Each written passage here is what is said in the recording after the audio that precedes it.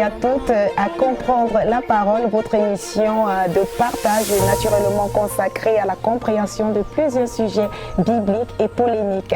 Nous sommes très heureux de vous savoir nombreux à nous suivre. Alors aujourd'hui, une nouvelle thématique, le mariage par prophétie dans l'Église, est-ce normal ou alors une tentative de manipulation?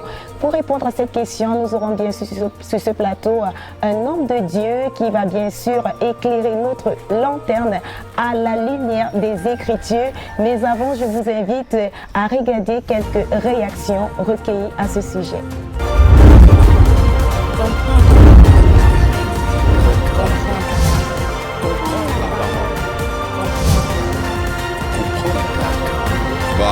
Pour moi, les mariages par prophétie, c'est purement du scénario parce que une personne est libre de choisir la personne avec qui elle veut faire sa vie.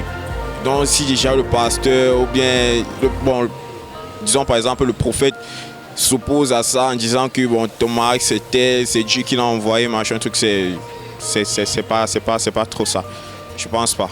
D'après moi, les mariages par prophétie ne sont pas vraiment légitimes parce que la base du mariage, c'est l'amour et tu devrais être capable de choisir toi-même la personne avec qui tu veux finir ta vie.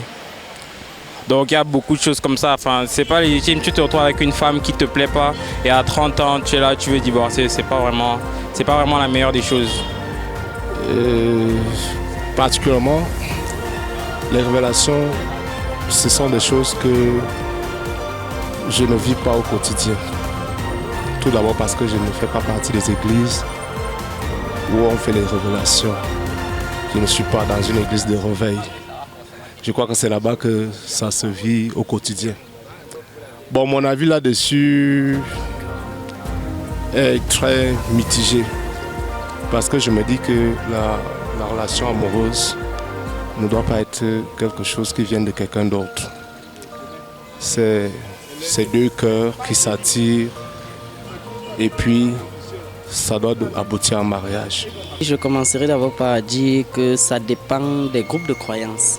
Des groupes de croyances dans la mesure où un chrétien ne peut pas se lever et dire à un musulman que je viens de te voir. Oui, je viens de te voir dans le règne spirituel et tu t'accordes avec tel ou tel. Alors, il faudrait d'abord que les gens soient réunis dans une même idéologie. Il faudrait que les protagonistes, les deux personnes sur qui on prophétise, fassent partie de ce clan. Parce que, comme je l'ai si bien dit tout à l'heure, il y a d'abord une forme d'escroquerie. On a vu plus d'une fois les mariages arrangés, peut-être à cause de la situation financière de X ou Y.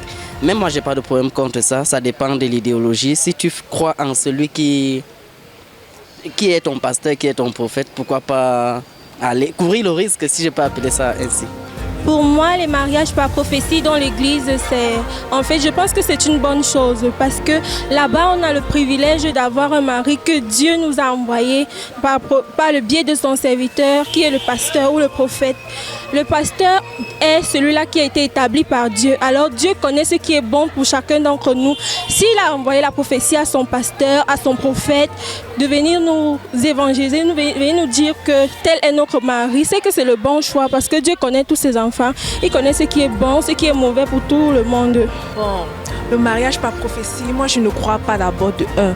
Parce qu'on dit que c'est ton cœur qui doit choisir l'homme avec qui tu dois être. Si par exemple à l'église on t'impose que c'est ton mari là-bas, je ne trouve pas que... Et si tu ne l'aimes pas, tu fais comment? Puisqu'on a dit que le mariage, c'est un homme et une femme qui s'aiment. Il est vrai quand même que chez nos grands-parents, il était dit quand même que si vous êtes ami avec tel père ou bien machin, tel oncle ou bien machin là-bas, on a vu l'évolution de telle dame, telle fille qui est venue de l'autre côté. Peut-être quelqu'un demandait aussi à son frère que non, si tu vois, ou bien à la femme de son frère, que si elle voit une autre fille là-bas dans leur contrée, elle peut la ramener vers eux. Comme ça, lui aussi, beaucoup acquérir des mariages comme ça, beaucoup bénéficiaient de cet avantage. Mais sensiblement au niveau spirituel, ce n'est pas une bonne condition. Et si c'est comme ça au niveau des pasteurs, ce n'est pas logique. Puisqu'on voit, on lit dans beaucoup de trucs comment il y a un peu de flou dans certains mariages maintenant. D'autres femmes, à peine peut-être, voilà un pasteur qui vient de célébrer un mariage, c'est lui qui récupère la femme maintenant pour vivre avec cette femme. Mais comment un pasteur peut vous recommander une femme et récupérer cette femme après? Le mariage par prophétie, pour moi, je crois, c'est pas biblique. Ce n'est pas biblique parce que ce que la Bible veut, c'est que quand un homme a atteint l'âge mature et qu'il veut se marier, il demande à Dieu. Quand tu as demandé à Dieu de te donner une femme, le Seigneur, lui également, met dans le cœur de cette femme qui doit soit envoyer vers toi ou soit que toi tu dois aller vers elle. Je veux dire, même ton image, ça veut dire, il doit t'envoyer vers une femme. Il doit te dire, voilà la femme que tu dois épouser. Alors, quand tu vas donc vers cette femme n'est pas surprise quand tu arrives. Parce que c'est Dieu qui prépare cela. Alors, quand vous arrivez vers cette femme doit vous dire qu'elle t'attendait. Elle savait que tu devais venir. Voilà un mariage que Dieu prend plaisir. Mais ce que nous-mêmes, nous voyons une femme, parce qu'elle est brune, nous avons besoin d'une brune femme, ça nous plaît et nous nous engageons. Tout ceci ne vient pas de Dieu. Et ce n'est pas un homme de Dieu qui doit choisir ta femme. Ce n'est pas un homme de Dieu qui choisit un mari à une femme. Donc je ne suis pas d'accord avec des mariages par prophétie parce que je crois du fond de mon cœur que ce n'est pas biblique. De retour sur ce plateau, nous avons bien sûr le révérend prophète Albert Marop, voilà, fondateur du ministère de la sainteté et de la puissance du Christ. Bonjour prophète. Bonjour madame la journaliste. J'espère que vous allez super bien par la grâce de Dieu. Oui, je vais bien par la grâce de Dieu. Alors le ministère, comment il se porte? Le ministère se porte bien, le Seigneur nous soutient et tout va bien par sa grâce. Et si on parlait un peu de la vision du ministère? La vision du ministère, elle est rien d'autre que le nom que Dieu nous a donné sur la terre. Le ministère de la sainteté et de la puissance du Christ.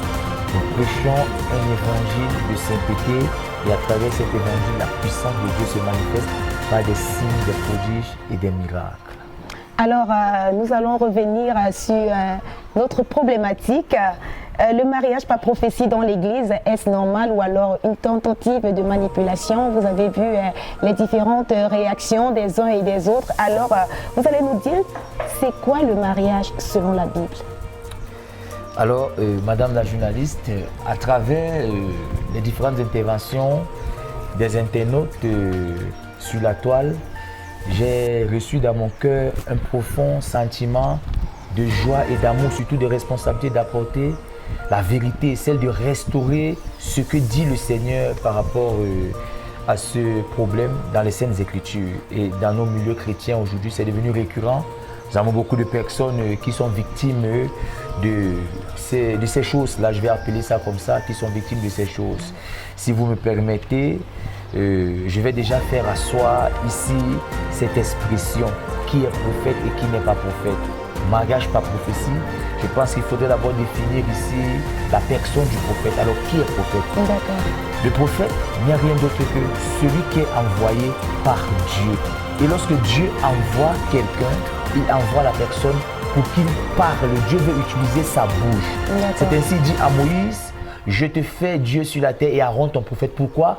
Parce que Moïse avait un problème de langage. Il n'arrivait pas à articuler, il était bec, il ne parlait pas très bien, il ne parlait pas facilement. Et Dieu lui dit, parce que tu as une difficulté à parler normalement, je te donne un prophète qui sera ton frère. Pourquoi? Pour qu'il puisse parler. Le prophète est celui qui parle de la part de Dieu. D'accord. Alors, le mariage selon la Bible, de quoi il est question en fait? Déjà, madame la journaliste, le mariage selon la Bible n'est rien d'autre que l'union entre deux personnes. Nous voyons dans le livre de la Genèse, la Bible dit, lorsque Dieu a fait Adam premièrement, il a enlevé la côte d'Adam pour faire Ève. Alors, le mariage selon Dieu ici, c'est l'union entre deux personnes. Ça veut dire un homme qui parvient à retrouver sa côte. Alors, un homme qui dit qu'il s'est marié, il est tout simplement en train de déclarer officiellement qu'il a retrouvé sa côte. Nous voyons dans le livre de Genèse Adam avait un problème. Il n'arrivait pas à retrouver qui était sa femme. Pourquoi? Sa côte n'avait pas encore été prise. Et lorsque Dieu a pris la côte d'Adam, à son réveil, lorsqu'il a vu la femme, il a reconnu qu'elle était sa femme. Pourtant, avant que celle-ci ne soit dans le jardin d'Éden, il était avec le bœuf, le lion, le singe. Il aurait pu trouver une conjointe au milieu de ces animaux-là, mais il ne se sentait pas attiré par elle. Alors, il a tout simplement attendu que Dieu lui donne sa côte. Je dirais ici, le mariage, c'est le fait qu'un homme retrouve la femme que Dieu lui a prédestinée dans le monde de l'éternité. Alors, prophète, pouvez-vous nous faire ce distinguo entre prophétie, révélation et proclamation? Alléluia. Alors, selon les Saintes Écritures, nous allons déjà interpréter le prophète. Je vais tout simplement dans 1 Corinthiens le chapitre 14. 1 Corinthiens le chapitre 14, je vais lire à partir du verset 3e. Alléluia. 1 Corinthiens chapitre 14 à partir du verset 3e, il est tout simplement écrit, je lis au nom de Jésus-Christ. Celui qui prophétise, au contraire, parle aux hommes, les édifie, les exhorte et les console. Alors, ici est prophète, celui par ses paroles édifie son auditoire. En d'autres termes, enseigne son auditoire. Exhorte son auditoire. En d'autres termes, encourage son auditoire. Il le exhorte. Ou alors, la Bible dit, troisièmement, il le console. Il apporte la consolation à son auditoire. C'est celui-là qui est prophète. C'est ce qui veut dire prophétie. Une prophétie vient pour édifier, pour exhorter et pour consoler. Lorsqu'une parole de prophétie est adressée à un individu, ça veut dire que Dieu a regardé déjà dans la vie de la personne. Il y avait soit un problème d'édification, soit un problème d'exhortation, soit un problème de consolation.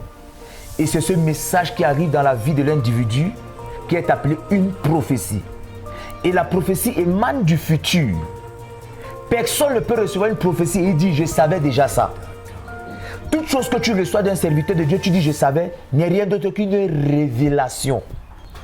La révélation, c'est la parole qu'on te donne pour qu'elle te ramène dans ta vie afin d'examiner certaines problématiques ou te faire voir un problème précis de ta vie. C'est elle qui est appelée une révélation. On peut te révéler quelque chose que tu as déjà oublié. On peut te révéler quelque chose que tu ne connais pas. On peut te révéler une histoire que tu as déjà vécue. Alors, je parle ici dans le livre de Genèse. Pharaon a eu un songe, il n'arrivait pas à les connaître. Nebuchadnezzar, dans le livre de Daniel, a eu un songe, il n'arrivait pas à les connaître. Qu'est-ce que Joseph est venu faire? Joseph 1, il est venu donner la révélation sur le songe. Il est venu dire au roi ce qu'il avait rêvé. Daniel, même chose, il a apporté la révélation au roi, ce que le roi connaissait qu'il avait déjà oublié. Ensuite, il a donné l'interprétation du songe, qui fait toujours partie de la révélation.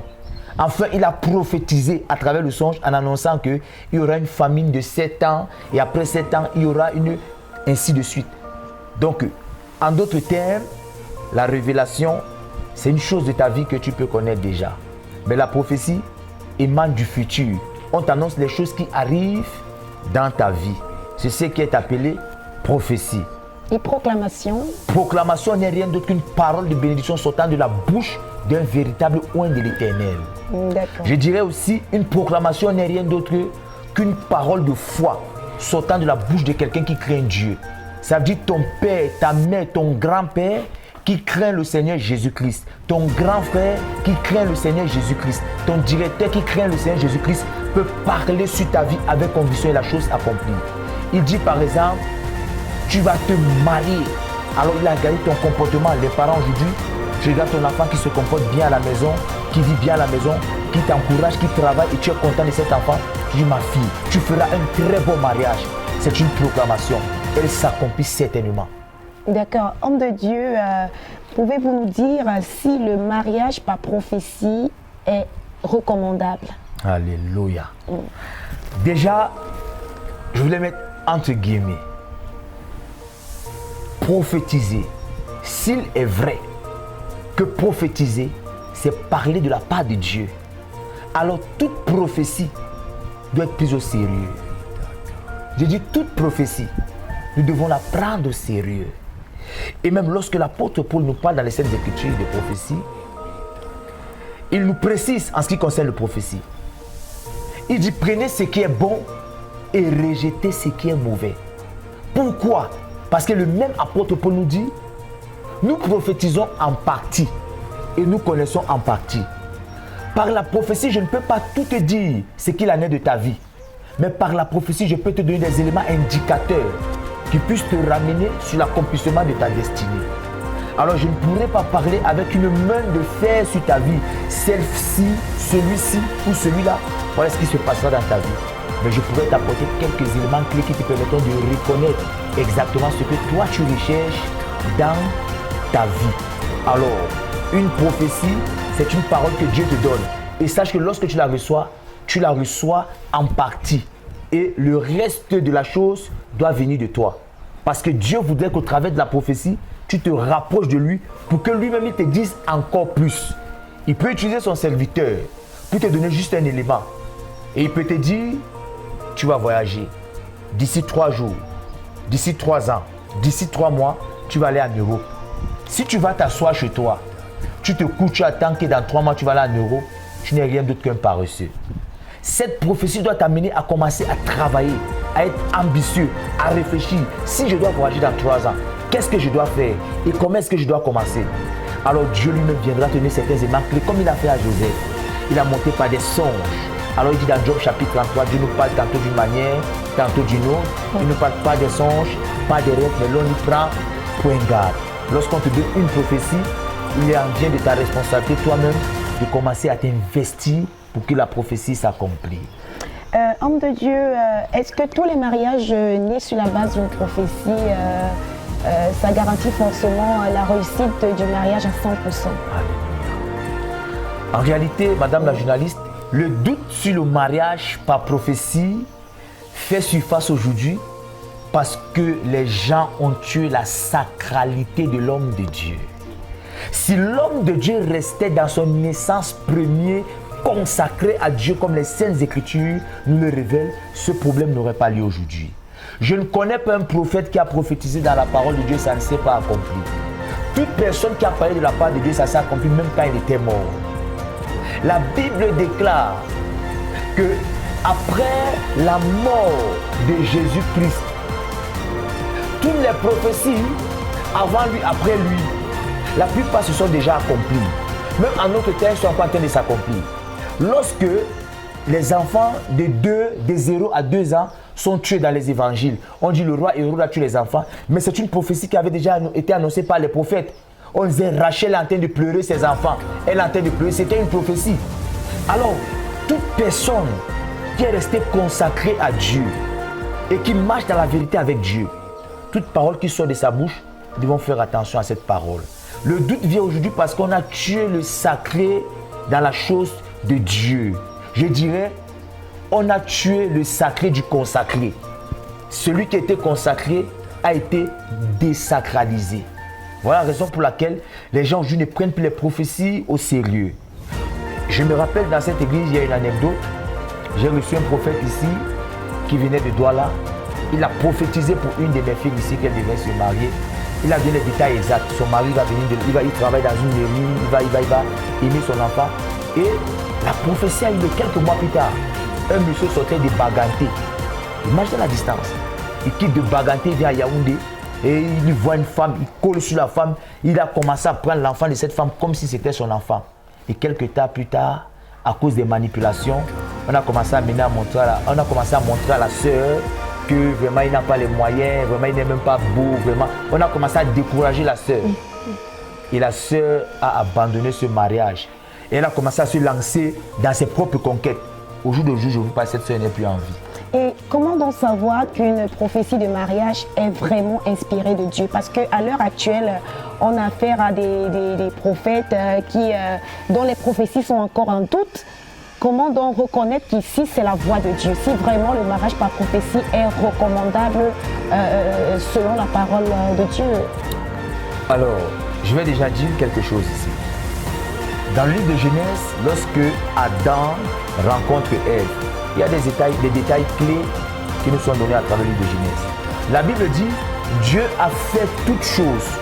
Il a laissé les animaux, il a laissé tout. La nourriture, la richesse, les animaux. Il a placé Adam au milieu de ces animaux. Et lorsqu'il s'est éloigné, il a constaté qu'Adam était malheureux. Parce qu'Adam n'arrivait pas à trouver une femme au milieu de celle-là. Ça veut déjà dire quoi? Toutes ces femelles des animaux qui étaient là, aucune d'elles n'avait pris Adam. Déjà, je dis de façon claire et définitive. Si tu épouses une femme que tu n'aimes pas physiquement, tu vas te gâter avec cette femme. Ce mariage ne mettra pas long. Tu dois épouser une femme que tu aimes. Quand tu la vois, tu es dans tous tes états. Ton sexe est même à mesure de se lever quand tu la vois. La chair de poule doit t'attraper quand tu la vois. Tu dois sentir dans ton corps l'amour. C'est ça, Adam, quand il voit Ève, il dit, hausse de mes os chers, il commence à trembler. Pourquoi? Parce que physiquement, il est dans la femme. Il aime la femme. Il aime la taille de la femme. Il aime le corps de la femme. Il aime le poids de la femme.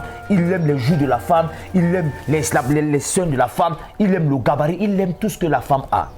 Alors, je vais dire ici, lorsque tu veux te marier, je t'en prie, éloigne-toi des disciples de Moïse.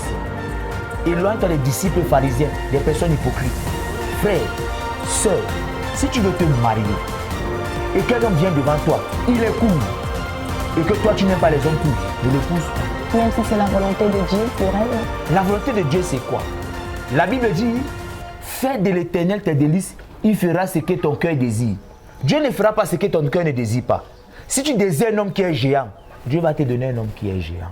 Mais beaucoup de sœurs ont marché avec ce genre de pensée et c'est la raison pour laquelle dans des églises, on retrouve beaucoup de sœurs célibataires parce qu'elles ont déjà une préconception, une image de l'homme qu'elles veulent.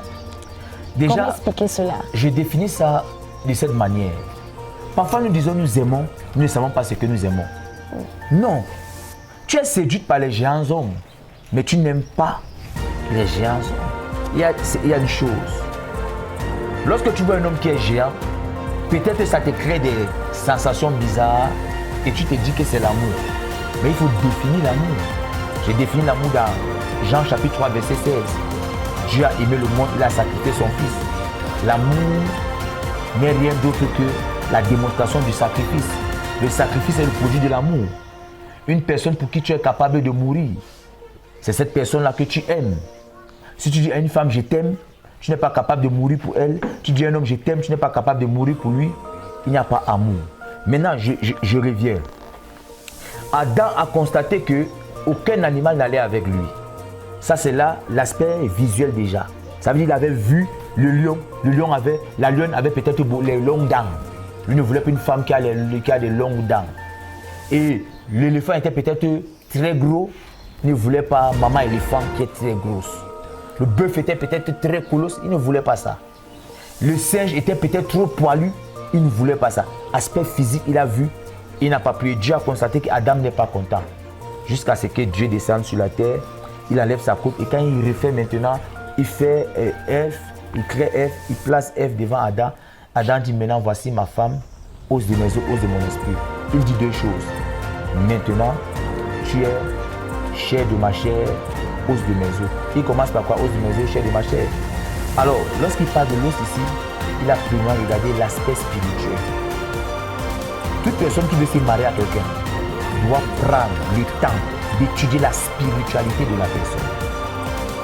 Nous ne pouvons pas parler de spiritualité sans faire allusion à la connaissance. La spiritualité est liée à la connaissance. L'ignorance n'est rien d'autre que le produit du manque de spiritualité dans une vie. Si tu veux épouser une femme, tu dois connaître sa famille. Tu dois connaître les défauts et les acquis, les atouts de sa famille. Est-ce que les gens meurent vite dans cette famille? Est-ce que les femmes sont très prostituées là-bas? Est-ce que les femmes ont la facilité de coucher avec d'autres hommes? Est-ce que les femmes sont très... Tu dois connaître ça. Ce sont des défis que tu dois rencontrer. Ça te permettra de connaître la spiritualité de cette femme. Lorsqu'Adam regarde Ève, il dit c'est celle-ci est os de mes os.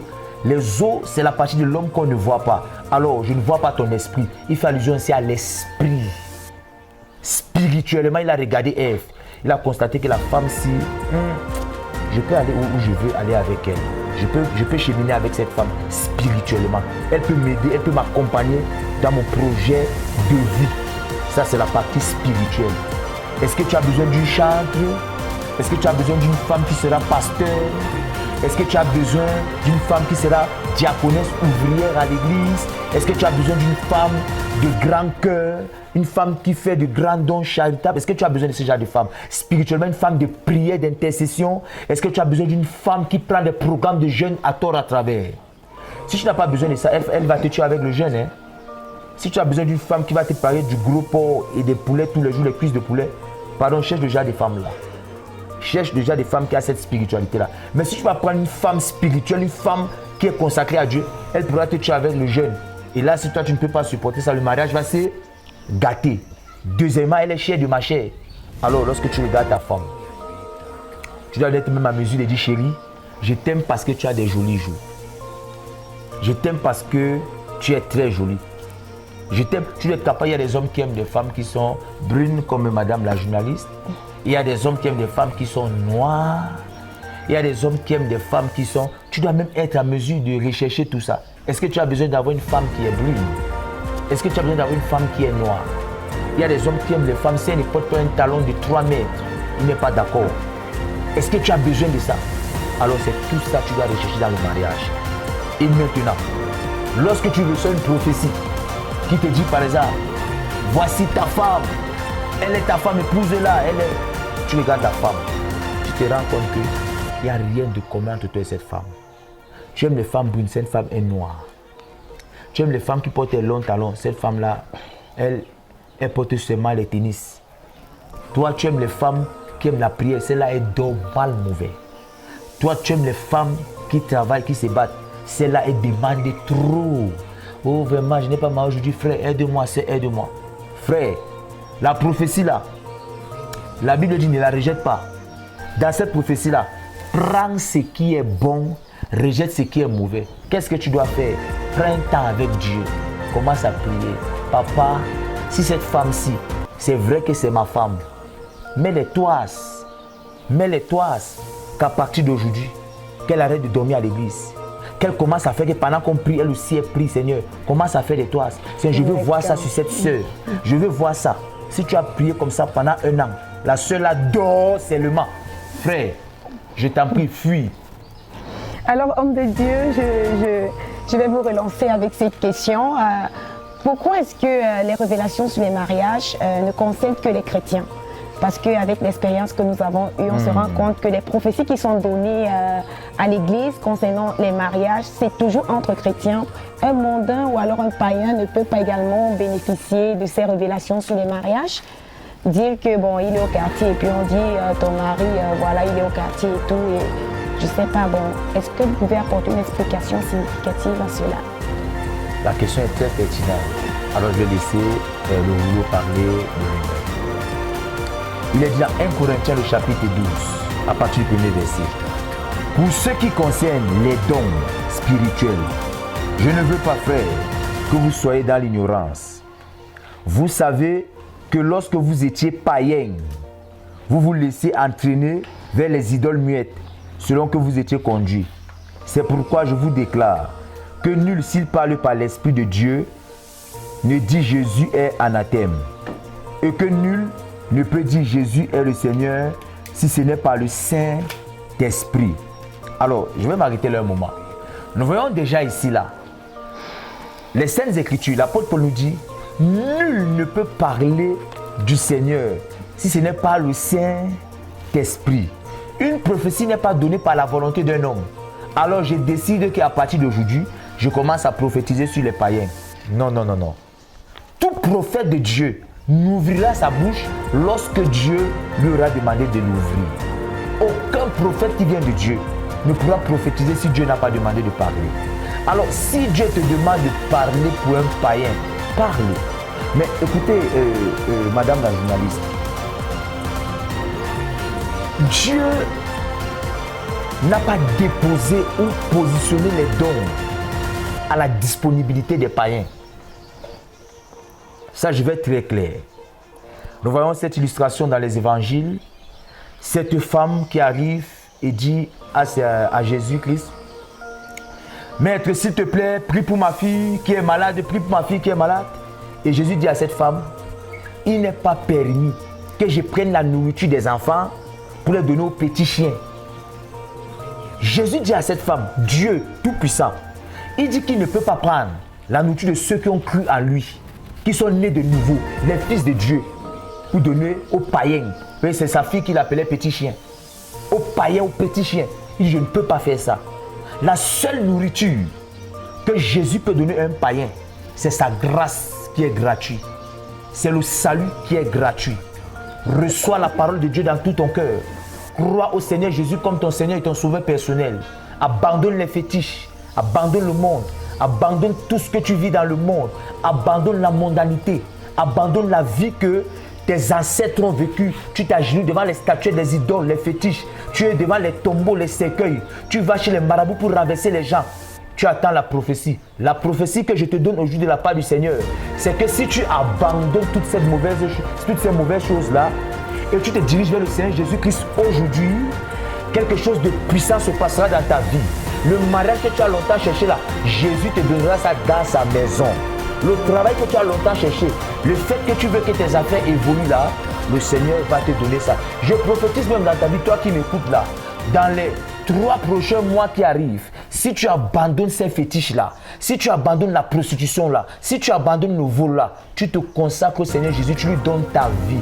3 mois ne passera pas, la gloire de Dieu apparaîtra sur toi. Amen. Alors, comment justifier le fait que dans l'Église aujourd'hui, les chrétiens réussissent l'exploit de se marier entre eux?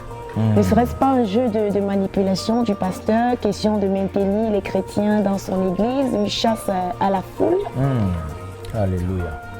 Vous n'épouserez pas des femmes d'autres nations et leurs enfants n'épouseront pas vos filles. Vous allez vous marier entre vous. Alors, un chrétien qui va épouser un païen est en danger. Parce que la Bible appelle le païen l'homme animal dans le livre des Corinthiens.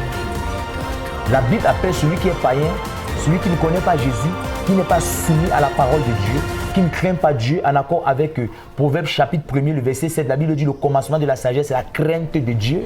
Celui qui ne craint pas Dieu, qui n'est pas né de nouveau, c'est un homme animal. Il n'est pas sage, il est bête. Un chrétien qui se marie avec un païen, c'est quelqu'un qui a décidé de donner sa vie à l'AVC. C'est quelqu'un qui a décidé d'ouvrir sa vie à l'AVC. Tu vas vite mourir, mon frère, ma soeur. Tu vas vite mourir. Pourquoi? Parce qu'il ne craint pas Dieu. Dans le monde là-bas, c'est comme ça ils fonctionnent. Ils sont polygames, ils trompent leurs femmes, ils vivent mal. Il va prendre les maladies dehors, il va entrer à la maison. Alors, c'est par prudence que nous refusons que nos enfants se marient avec ceux qui ne vaut pas le même Dieu que nous. Moi, je n'admets pas dans ma communauté, je n'admets pas dans ma maison que mon enfant ou un de mes enfants dans la foi, tu vas épouser un musulman, un bouddhiste. Non, ceux-là ne sont pas sauvés, ils ne connaissent pas Jésus-Christ. Ils n'ont pas la crainte de Dieu. Alors, les mariages vont trouver leur essence lorsque nous avons déjà les mêmes cultures. Nous pensons de la même façon. Nous regardons de la même direction. Nous avons la même vision. Mais toi, tu épouses un homme qui aime la moto. Toi, tu veux la Pajero. Il y a accident. Ça ne va pas. Dans vos pensées, vous allez vous opposer diamétralement. Prophète, lorsque vous dites que les enfants de Dieu doivent épouser la même culture, alors même entre communautés, généralement dans certaines églises, on ne permet pas, par exemple, à une sœur d'aller épouser un frère d'une autre communauté. Alors, ne serait-ce pas une forme de business? Je dirais ceci, madame la journaliste. Le Seigneur a dit, les tribus d'Israël vont se marier entre elles. Il y en a 12 en Israël. C'était pas obligé que ceux de Juda se marient seulement avec ceux de Juda. Alors, un enfant de Lévi pouvait aller épouser un enfant de Juda. C'est de là que nous avons l'alliance aujourd'hui avec Jésus-Christ, l'alliance davidique. Nous avons Joseph qui est de la famille de David, qui a épousé Marie qui est de la famille de Lévi. Alors, moi je suis du ministère de la sainteté et de la puissance du Christ. Mon fils peut aller épouser une fille à Wiener-Chapelle. Et un fils de Wiener-Chapelle peut venir épouser une fille chez moi. La seule chose que je vais regarder, est-ce qu'il craint Dieu? Est-ce qu'il est un intègre chrétien? Est-ce qu'il marche, il est soumis à la parole de Dieu? Je vais scanner sa vie spirituelle, si elle craint le Seigneur, alors moi je vais accepter que ma fille épouse un frère qui vient d'une autre communauté. Pourtant d'autres communautés ne le permettent pas d'ailleurs. Bon, lorsque les choses sont restreintes, moi je me dis que c'est parce qu'aujourd'hui nous voyons beaucoup de mauvaises choses. Moi je n'accepterai pas également que ma fille aille épouser quelqu'un qui ne croit pas que Jésus est Dieu. Non, il y a des églises qui disent que Jésus est prophète, il n'est pas Dieu. Jésus est Dieu 100%. Il est Dieu 100%. Jésus est Dieu. Il est Dieu 100%. Alors, toi déjà qui dis que tu ne crois pas à la dîme, moi, je n'accepterai pas que tu viennes prendre un de mes enfants chez moi. Tu vas venir détruire l'évangile qu'il a reçu. Moi, je n'accepterai pas déjà que toi, tu crois au mariage polygamique. Donc, tu peux avoir 2, 3, 4, 5 femmes. Et mon frère, je t'en prie, ne viens jamais chez moi. Alors, ça veut dire va loin. Le niveau de maturité, est-ce qu'il s'est approprié de la véritable connaissance? La crainte de Dieu. Tu peux même ne pas avoir toute la connaissance parce que nous n'avons pas toutes nos connaissances en partie. Mais si tu crains Dieu et tu es sensible à la parole de Dieu, tu es le bienvenu chez nous. Alors revenons sur les mariages par prophétie, prophète Albert Maroc.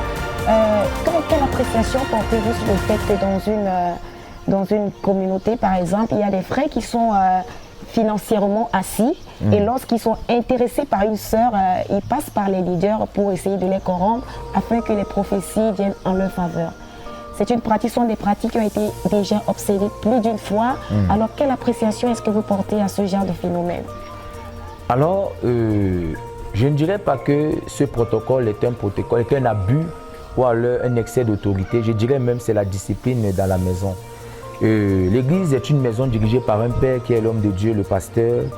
Et dans la maison, lorsque les enfants veulent faire certaines choses, ils se dirigent vers le père pour avoir l'idée du père. Même lorsqu'une fille à la maison veut se marier, elle vient d'abord présenter. Je parle de corrompre l'homme de Dieu, c'est-à-dire apporter des présents. Et puis même si l'homme de Dieu a cette révélation que ça ne peut pas donner entre ces deux personnes, il ne regarde même pas d'ailleurs la maturité du frère en question, quelqu'un qui s'amène avec une grosse voiture et puis il vient berner le leader ecclésiastique avec ses atouts, avec ses moyens et du coup l'homme de Dieu a une faiblesse face au présent qu'il apporte. Alors est-ce que c'est une bonne pratique ou alors c'est quelque chose qui peut toujours aller dans ce sens-là? Vous savez, madame, si je réponds à la question directement, je n'aiderai pas celui qui a l'amour et l'esprit de discipline dans son cœur d'être soumis aux instructions de la maison. Par exemple, ici, chez moi, tout frère qui est amoureux d'une sœur et qui la veut pour femme est obligatoirement obligé de venir vers moi afin de me consulter. Je ne permets pas que des gens tissent des relations derrière mon dos. Je vais être au courant de tout. Pourquoi?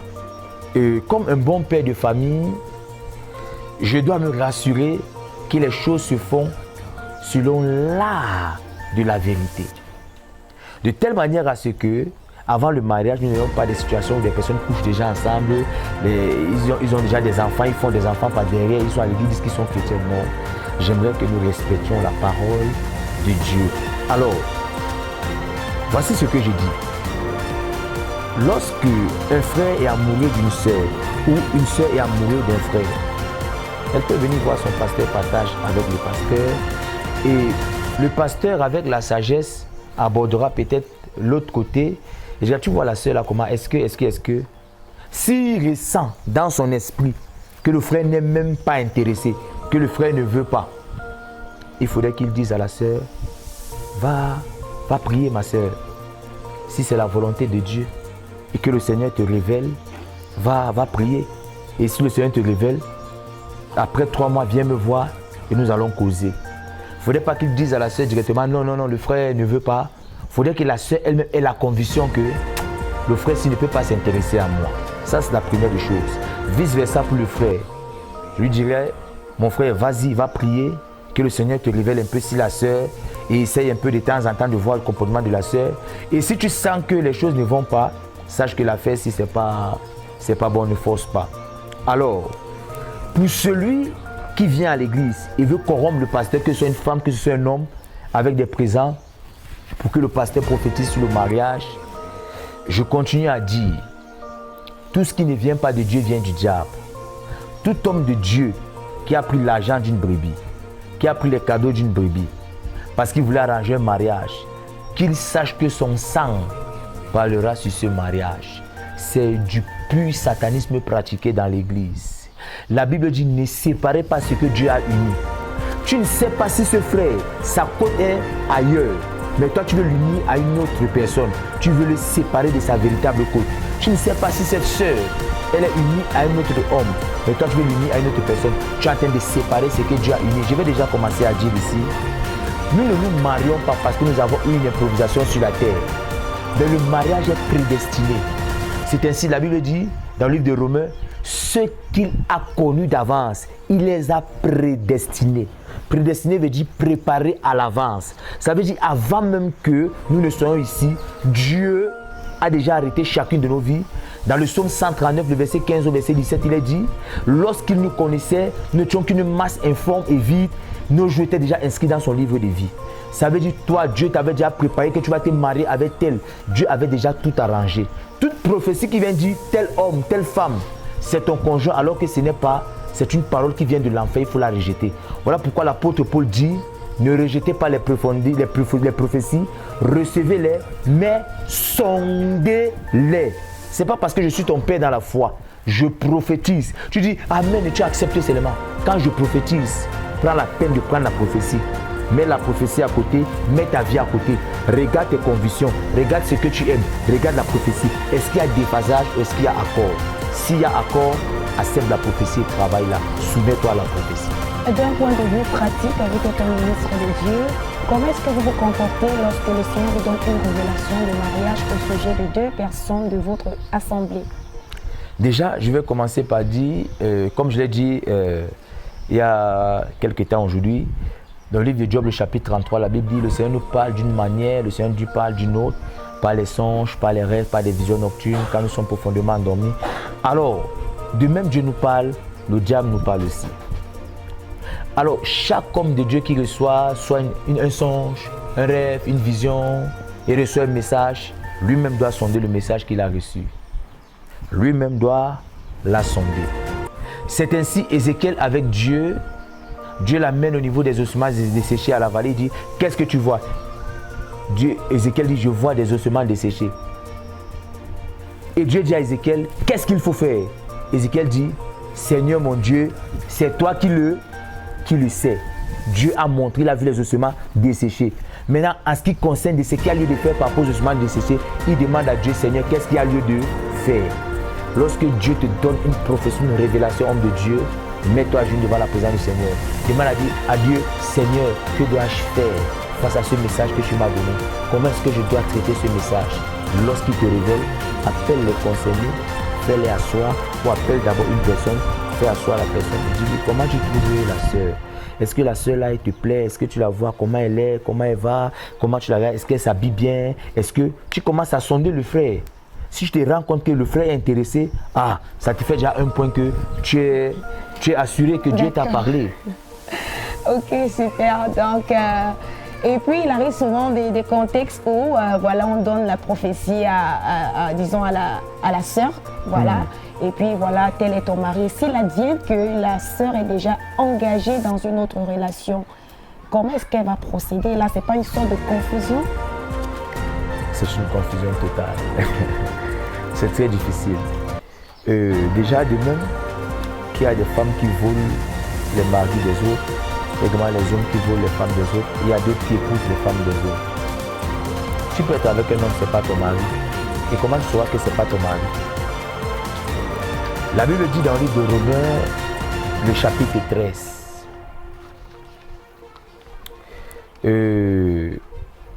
Je vais lire quelques versets bibliques afin de nous éclairer. Alors, je parle plutôt de 1 Corinthiens, le chapitre 13, désolé.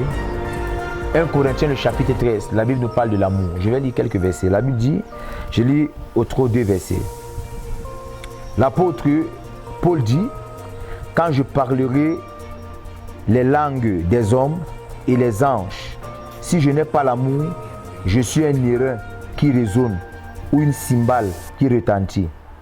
Et quand j'aurai les dons de prophétie, la science, tous les mystères, toute la connaissance, quand j'aurai même toute la foi jusqu'à transporter les montagnes, si je n'ai pas l'amour, je ne suis rien. Et quand je distribuerai tous mes biens pour la nourriture des pauvres, quand je livrerai même mon corps pour être brûlé, si je n'ai pas l'amour, cela ne me sert à rien. Et à partir du verset 4e, on va te dire l'amour pardonne tout, l'amour est patient, l'amour te donnera les vertus de l'amour. Alors, tu es marié à un homme. J'ai commencé à dire, ne te marie jamais avec un païen. Si tu te maries avec un païen, tu vas souffrir. Parce que ce n'est pas nous qui avons la responsabilité d'échanger les païens. C'est le Saint-Esprit. En accord avec Jean, le chapitre 16, le verset 8, la Bible dit, le Saint-Esprit nous convaincra de péché, de justice et de jugement. C'est le Saint-Esprit qui peut convaincre quelqu'un que son comportement n'est pas bon, qui change. Alors si tu crois que tu vas changer un homme avec la nourriture, avec le comportement, tu as menti. Seul le Saint-Esprit est capable de le faire. C'est pourquoi j'exige que toi, enfant de Dieu qui m'écoute, épouse-toi avec un homme qui craint Dieu. Même quand il vient à l'église, ce n'est pas parce qu'il vient à l'église qu'il est né de nouveau. Rassure-toi qu'il craint Dieu, qu'il soit né de nouveau. Alors si tu es marié avec ce genre de personnes et tu te rends compte que tu commandes de l'amour dans ta relation, tu te rends compte que tu es frustré, tu es méprisé, tu es tout ceci, cela, remets déjà cette relation en question. Ça peut être que c'est ton mari, mais parce qu'il ne connaît pas Jésus, il est païen, il te maltraite. Et comme toi tu épouses un païen, qu'est-ce que tu dois faire? Mets tes genoux au sol, prie jusqu'à ta mort. Ça peut arriver que tu pries jusqu'à ta mort. Dieu ne change pas cette personne. Et tu peux aussi prier après 3 mois, après 1 mois, après 1 an. Dieu change la personne, tu vois, il commence à te donner l'amour. Alors, ne prends pas les décisions à la première action. Il t'a tapé une fois, oh non, je sors de ce foyer, j'avais dit que c'est un homme, mais tape, je pars. Ne le fais pas. Prie. Quand tu te maries, on te dit à la mairie, c'est pour le meilleur et c'est pour le pire. Le pire, c'est quoi? Il peut te maltraiter, tu restes affamé, il peut te maltraiter. Alors supporte, prie. Mais si tu te rends compte que tu as supporté autant d'années et tu atteins le paroxysme des frustrations, maman, pardon, sache que tu n'as pas épousé ton mari. L'homme que tu as épousé, qui est ton mari ou qui est ta femme, même quand il sera dur, même quand il sera compliqué, tu vas te rendre compte qu'il est dur, mais dans la dureté, tu ressens l'amour. L'amour ne manquera pas dans tout ce qu'il fait. Un homme qui est ton mari, dans tout ce qu'il fait, il te tape, tu vas sentir qu'il te tape avec amour. S'il t'insulte, tu vas sentir qu'il t'insulte avec amour. Si il te prive de quelque chose, il le fait avec amour. Également pour une femme qui est ta femme, si elle te manque de respect, tu vas sentir que dans son manque de respect, il y a la soumission dedans. Si elle est dure avec toi, tu vas sentir que dans sa dureté, il y a la soumission à l'intérieur. Parce que la Bible dit que l'homme aime sa femme comme Jésus-Christ a aimé l'Église. Amen. Et que la femme soit soumise à son mari comme l'Église est soumise à Jésus-Christ. Donc pour être sûr qu'un homme c'est ton mari, recherche en l'homme l'amour. Une femme c'est ta femme, recherche en la femme la soumission. Amen. Il est hors de question qu'une femme est soumise à son patron, mais elle est insoumise à son mari. Non, non. Toi, tu es tout simplement son gardien, c'est son patron qui est son mari. Quand son patron dit lève-toi, elle se lève. Quand toi tu lèves toi, elle dit que tu es qui pour moi? Fais attention. D'accord, homme de Dieu, pour sortir de cet échange, nous aimerions que vous partagiez avec les internautes votre expérience. Est-ce que vous avez été marié sur la base d'une prophétie? Waouh, ça c'est la question à laquelle je m'attendais là. Waouh. Bon, déjà, j'ai assez eu peur du ministère prophétique. À l'époque, je ne savais pas que j'étais prophète. Je me considérais comme un évangéliste. Alors, à travers les dons qui se manifestaient à moi, et j'avais des révélations, des visions fortes, foudroyantes, et une puissance qui m'accompagnait. Mais ma langue avait la facilité de prêcher la bonne nouvelle. Et j'avais la haine du péché. Alors je refusais qu'on m'accorde le crédit que je suis un prophète. Parce que je savais que les prophètes vont à la dérive et qu'ils se détournent facilement de la voie de Dieu. Je voulais qu'on dise que je suis évangéliste. Et je l'ai fait pendant des années. Jusqu'au jour où je me retrouvais au Gabon avec mon père dans la foi. le Seigneur est venu me parler en me menaçant. Je dormais avec mon père dans la foi, sur le même lit, on était au Gabon. Et le Seigneur m'a menacé. Et le Seigneur lui a parlé en même temps. Il devait à tout prix me consacrer prophète à notre retour du Cameroun. Alors, je prends très au sérieux le ministère prophétique. C'est pourquoi lorsqu'on vient me parler, j'étudie chaque mot qui sort de la bouche de celui qui me parle. Mariage par prophétie, j'avais peur. Parce que ce que je voyais les sœurs faire à l'église, j'avais peur. En fait, le système des facilités ont pris place et forme dans nos églises aujourd'hui. Ça veut dire quoi? Quelqu'un qui a refusé de faire de sa vie une bataille, s'est assis sur la chaise de la fainéantise, a attendu qu'une autre personne aille se battre et travailler de tout son cœur et devenir quelque chose. Demain après-demain, à cause de ce que moi je suis belge, je n'aime pas souffrir, tu veux épouser celui-là. Or, lorsqu'il n'avait pas ces moyens, tu disais que tu es laid, tu es cool. N'est-ce pas? Ce n'est pas toi qui disais que toi tu aimes les hommes qui sont géants. Ce n'est pas toi qui disais que tu aimes les hommes qui sont costauds. Mais qu'est-ce qui fait aujourd'hui que toi tu veux épouser un homme qui est cool? Parce qu'il a les moyens, parce qu'il a de l'argent. Et là, c'est un problème très sérieux. Moi, j'ai refusé cela. Et c'est vrai qu'une prophétie ne m'a pas été donnée de façon certaine comme ça. Mais un frère, je me rappelle, m'avait donné une parole. Une prophétie ne m'a pas donné de façon certaine. Tu vas épouser telle femme, c'est ta femme. Parce que j'étais très regardant et j'étais très pointueux. Toute prophétie qui venait dans ce sens-là, je l'étudiais. Et moi, j'ai eu un problème parce que avant que je ne naisse de nouveau, mes études ont été manipulées. Alors, à cause des manipulations sataniques et la sorcellerie familiale, j'ai arrêté mes études en classe de première et je n'ai pas continué. Alors, j'étais un frustré qui voulait à tout prix montrer aux gens que j'étais intelligent. Mais je me méfiais beaucoup des femmes parce que je voyais des femmes à l'église qui avaient les moyens, qui maltraitaient les frères. C'est-à-dire, lorsqu'une femme a les moyens, elle épouse un homme qui n'a pas les moyens, ah mon frère, tu seras le garçon de maison dans cette maison-là. Et lorsque tu vas parler, elle va te rappeler que tu n'amènes rien. Ce n'est pas toi qui paye la maison, ce n'est pas toi qui paye le courant. J'étais frustré par cette situation. Ça a créé quelque chose à moi. En d'autres termes, je suis retourné à l'école.